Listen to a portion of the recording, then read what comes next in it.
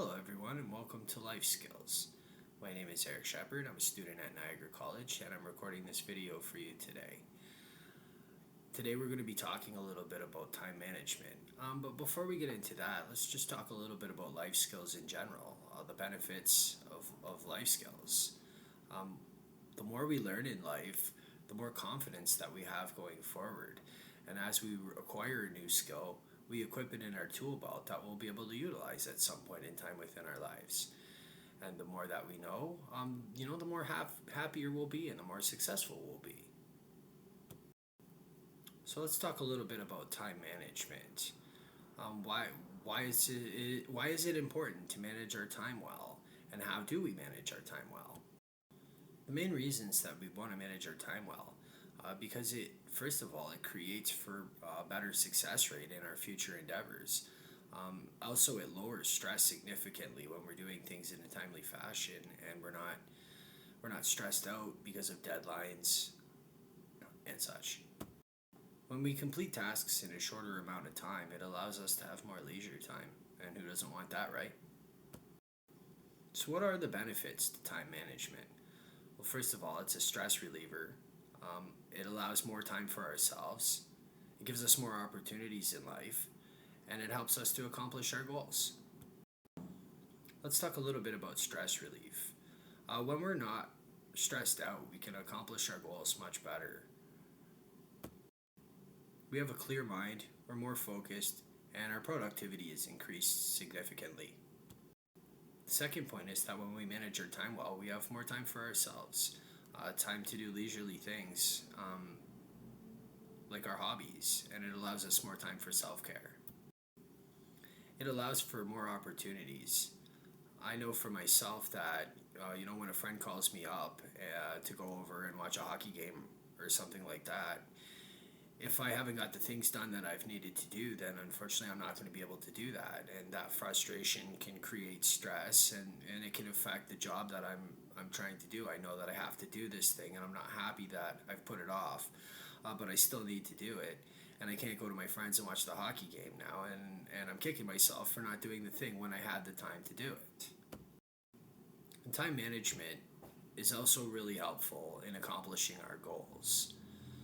As we manage our time better, we develop routines, and these routines create patterns in our lives. And in these patterns, we become used to managing our time in a certain way. It starts to become a natural instinct to be able to just get to task when it needs to be done, knowing that once it's done, then there will be time to do the things that we want to do. And accomplishing our goals is great for our self-confidence. When we get things done and we're in the routine of doing things and we're checking boxes off, we feel good about ourselves. And this helps us with the next task as they come, allowing for breaks in between. It's not always easy to develop good routines and manage our time well, because there's many distractions in life. And these distractions come in all forms at all times. But what it comes down to is being able to manage those distractions. And that comes from creating the routines of staying on task with the things that we need to do when we're supposed to be doing them. For example, the other day I was in the middle of working on an assignment for school, and my phone rang, and I knew I shouldn't have took that call because that was going to eat up some time. But I took the call anyway, and the call ended up going on for over 45 minutes. And by the time I had got off the phone, I was exhausted from talking to the person that I was talking to, and it was very difficult for me to get focused and back on track to the thing that I needed to be doing, which was the assignment. So as a rule, I typically don't have my phone turned on or the volume on while I'm working on assignments, because during that time, that is the time that I've allotted to do those assignments, and I know that if I don't do them during that time, then it just means I'm going to be playing catch-up later on. So it's very important to me that I keep my devices muted or turned off while I'm accomplishing tasks that require my attention. So the biggest benefit to me for managing my time well is more leisure time and stress relief. When I'm on top of the things that I need to be doing, I get this sense of ease and comfort. I'm not living fearfully or in anxiety, worrying about dates and deadlines, because I've done these things in the time that I set out to do them. So now let's talk a little bit about how we can manage our time well and some of the things that we can do and some of the routines that we can create to become successful and more stress free. First and foremost, setting measurable and achievable goals is huge. If my goals aren't aligned with the time that I have allotted to accomplish them, then I'm going to be struggling, and my success rates will be down. And in that success, I'll become defeated. I can become frustrated and irritable, and even wonder sometimes why I would set such an unattainable goal. A good way of setting measurable and achievable goals is to use the SMART method: specific, measurable, attainable, relevant, and timely. Another helpful tip in measuring one's time is to prioritize wisely. The most important and urgent tasks are the ones that I need to accomplish first and foremost.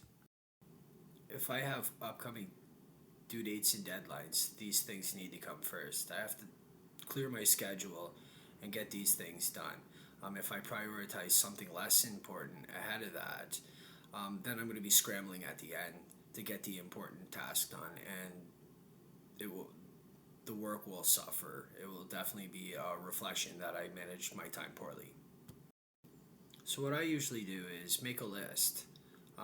If I have 7 or 8 things to do in a week that all require my attention, I'll number them from 1 to 7 or 1 to 8.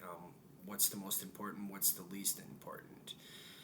And of course, it would make good sense for me to do the most important things first, and then the things that aren't as important, I can do later on in the week. Another good tip that I use is setting a time limit to complete a task. If I have an assignment that's going to take me 5 hours to complete, and I only have 3 hours of free time, it doesn't make much sense to try and rush it, do the 5 hours worth of work in those 3 hours, or the work is going to be done poorly, and that's not really setting myself up for success. So sometimes I'll only be able to work, a half an hour or an hour or two on an assignment, and that's okay. I'll just have to take that break and get on to the next urgent thing that I need to get done. It becomes complicated sometimes because we have to come back to these tasks. And again, it's about prioritizing our time, and for me, lists are very helpful. It's also very important that I take a break between tasks. If I'm just running between one thing to the next, I'm going to experience burnout really quickly. So even on days where it doesn't seem like I have a lot of time, I have to make a little time to take care of myself, whether that just means going for a quick walk or getting a snack or watching a half-hour episode of something on TV. Just a decompression before getting into the next task, and I find this to be very helpful. So I talked about a lot about using lists, and that ties into my next point, that organization is so important. Keeping track of the things that I need to do and when I need to do them. I've tried before to prioritize my tasks in my mind, and I always end up missing something. So organization is key. For some people, they like to use an erasable board where they can create a calendar for the week or the month and write down the most important tasks on there. And this can be very helpful. Some people use their phones for reminders, and alarms will go off when they need to be performing certain tasks.